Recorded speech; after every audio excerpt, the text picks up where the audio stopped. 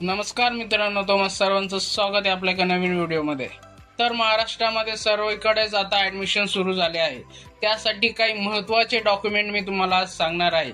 तुम्ही जर diploma, graduation किंवा 11वी साठी ऍडमिशन घेणार आहात तर हे डॉक्युमेंट तुमच्यासाठी खूप महत्त्वाचे आहे। त्यासाठी व्हिडिओ शेवटपर्यंत बघा।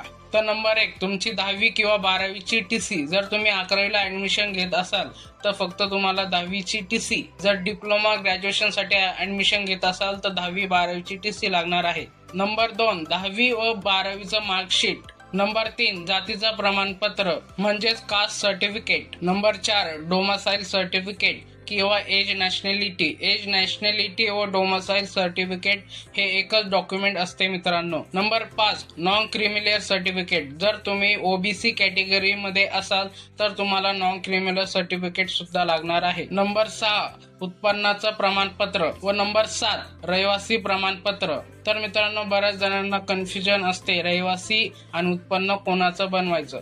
तर ज्याचं ऍडमिशन करायचं त्याचं रहिवासी लागणार आहे आणि त्याच्या वडिलांचं इन्कम सर्टिफिकेट लागणार आहे मित्रांनो। Number 8, caste validity. जर तुम्ही 12वी नंतर ग्रॅज्युएशन साठी ऍडमिशन घेत असाल तर कास्ट व्हॅलिडिटी हे खूप महत्त्वाचं डॉक्युमेंट आहे। तर हे काही महत्त्वाचे डॉक्युमेंट होते मित्रांनो जे तुम्हाला ऍडमिशन साठी लागणार आहे। कोणाला काही शंका असेल तर मला कमेंट करून सांगा, त्याच्यावर पुन्हा एक नवीन व्हिडिओ बनवू। व्हिडिओ आवडला असेल तर चॅनलला सबस्क्राईब, व्हिडिओला लाईक आणि खाली कमेंट करून जा मित्रांनो। भेटूया पुढच्या व्हिडिओमध्ये। धन्यवाद।